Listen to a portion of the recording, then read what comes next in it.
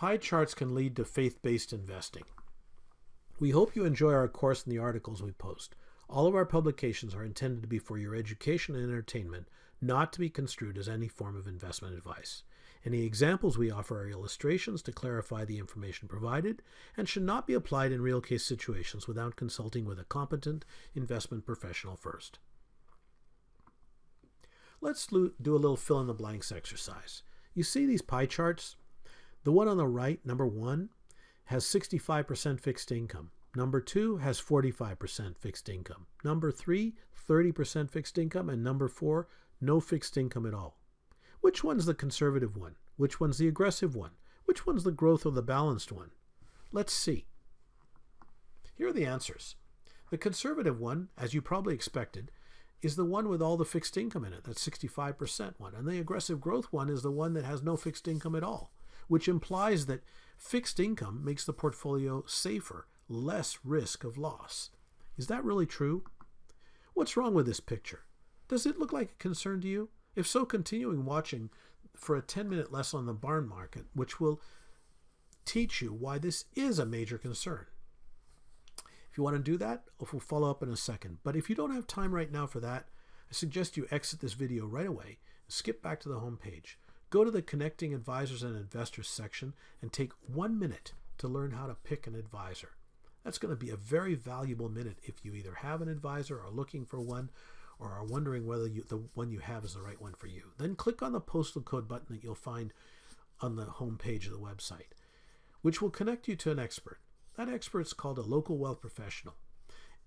They won't have the information to contact you. You'll have the information to contact them. So make contact and learn how to protect your portfolio from the perils of faith-based investing. It's just as simple as 1, 2, 3. Now, if you're following and continuing and would like to know more about the bond market, that's going to take another 10 minutes or so, like I said. So what's a bond? What makes bond prices move? We're going to show you some examples of bond pricing. We're going to show you how to make and lose money in the bond market, the types of bond investors there are, and a couple words that can confuse you. Bonds versus debentures. So let's look at a bond, a traditional bond, which has a residual, the part on the left, coupons, part on the right. Back in the day, before everything was on computers, if it was a paper-based account, you'd actually receive this in paper form, and you'd keep it in a safety deposit box, and when one of the coupons had matured, you'd go into the bank and you'd cut it off and hand it over, and they'd give you your money. And when you'd used up all the coupons, you'd go and bring the residual in, and they'd give you the residual back. The same idea works now, but in people's accounts. You receive the coupons, and at the end of the time, if you hold the bond to maturity, you get the residual back. Why should you care about the bond market? And what moves it? Well, interest rates, length of maturity of the bond, risk of the issuer of the bond, and of course the economy.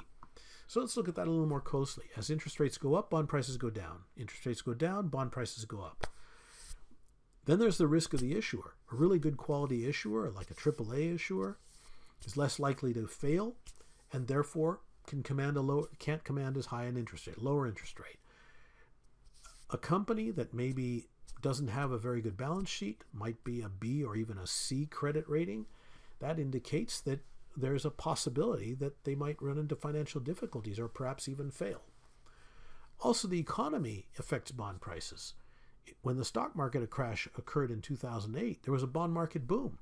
And then in the 70s, when inflation was happening and interest rates were going up and up and up in a manner that seemed almost interminable, bonds were called investments of confiscation because it felt like you would never get your money back. You'd receive the coupon, but you're not going to see your whole principal unless you held the bond all the way to maturity. So let's give you a little example of how that works. Taking this bond exercise, let's look at what happens if interest rates fall. So we assume our bond started at $100, take a 5-year bond or a 20-year bond, look at how they fall. The 5-year goes to 107 and the 20 goes to 125.75. That shows you that the longer the bond is, the more susceptible it is to interest rates too. Of course, the reverse is the same. If interest rates rise, the 5-year goes to 93.25 and the 20-year goes to 80.25. So you either make more money or you lose more money on the longer bond too. Now, There are two types of bond investors. There's a conservative investor who buys investment grade, high quality bonds or debentures, triple B or higher, holds them to maturity. Their objective is strictly to receive income from these debt instruments. That's all they want. The more aggressive investor wants that income, but also wants to make a capital gain. So they buy longer term bonds or debentures to maximize the return because of the bigger movement. They look at a short term strategy. So they may own the bonds for 3 months or a year or maybe a little bit longer, and they try to anticipate interest rate movements.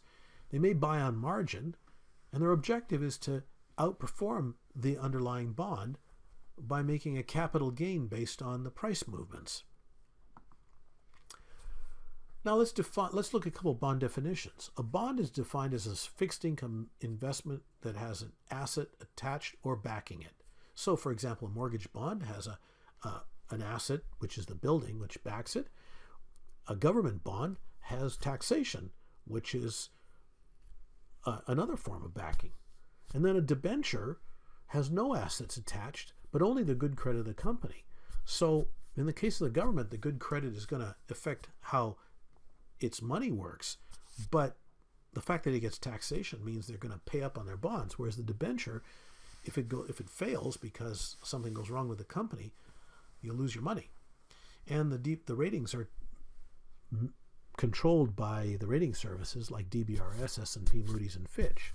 So is it safe to say that because they're called bond funds that they contain only government bonds? Well, unfortunately, that's not the case. In fact, most bond funds contain a lot of debentures. So what's the problem?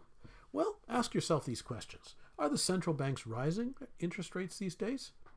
And when the government finishes raising rates and is successful in slowing or stalling the economy, are interest rates going to drop to lower levels? In other words, are you going to be able to get a -3 or -4% mortgage from the bank? In other words, where they pay you to take the mortgage? Probably not, right? And then what's in your bond fund? We hinted at that a moment ago. How much corporate debt's in there? And do you own any high yield or what's also called junk debt in any of your bonds or units? Don't forget, unlike an individual bond, a bond fund has no maturity date. So let's look at 10-year Treasury yields. 1982, they reached their peak, and they dropped since all the way down to like 2015, and now they're beginning to climb again. And look at our national debt. It's gone from low in the 1980s to over 100% today. And you can see it in bar form here, just a different form. The Canadian debt is also very high. Not as bad as the U.S. debt, but government debt, but it's way up there, 88, 89%. And then look at the household debt. The U.S. household debt peaked at about $165 on the 165% back in 2007, 2008. And then, of course, with the financial crisis collapsed, now sitting around 135 and starting to climb a little bit again. But Canada, because we didn't have the same problems as the U.S., the debt just kept going up and up and up. And we're sitting at about 165% household debt as a percentage of GDP. That's just scary. And now interest rates are starting to go up. So what's going to happen to those people who are over indebted? They may be at risk as the Fed fund rate rises, either in Canada or the US. So some conclusions. The investment industry is taking on massive risk and not realizing it. The bond debenture market could be the next bubble to burst. If you look at 20-year bond yields back in July 2016, they were 1.69% and 10 years were 1.37. But today, they're both over 3%. Bond funds or fixed income type investments own a lot of these bonds. Income and growth investments have 40 to 70% in bonds. If each of these bonds were priced at $100 today, remember that 1-2% exercise we did a second ago? It wouldn't be pretty, because if interest rates were going up, those bond prices are going to go down. It's not the 90s anymore. These cookie-cutter investment programs may be dangerous, and they're not a good idea. And why are we concerned about high-yield debt or junk debt? Well, look at this chart. The spreads between good quality and high yield debt just aren't big enough to justify the small difference in yield. People are chasing those yields too much, and those high yield debts, that high yield debt is overpriced, which means it's at risk. So now that you have an inkling of how bonds work, let's go back to that pie chart exercise. And what do you think of it now? How conservative does that number one chart look to you with what you know now? Well, so what should you do? What's conservative? What's aggressive? Well, why don't you ask your financial advisor or planner if you've got one? Or if you already have, was the answer buy and hold, or stay with the plan, or this is a long-term plan, or some other platitude? If so, you're in a faith-based environment. You need to do something about it. So what should you do? You want to learn more? Well, go to the home page. Click on the CIC button in the middle of the website. Follow our free investment lessons. Get knowledgeable. Take charge. It's free, and there's no strings attached. Or, if all this is a little too much information, there's an alternative. You could find an advisor who understands faith-based investing and knows how to avoid it. How?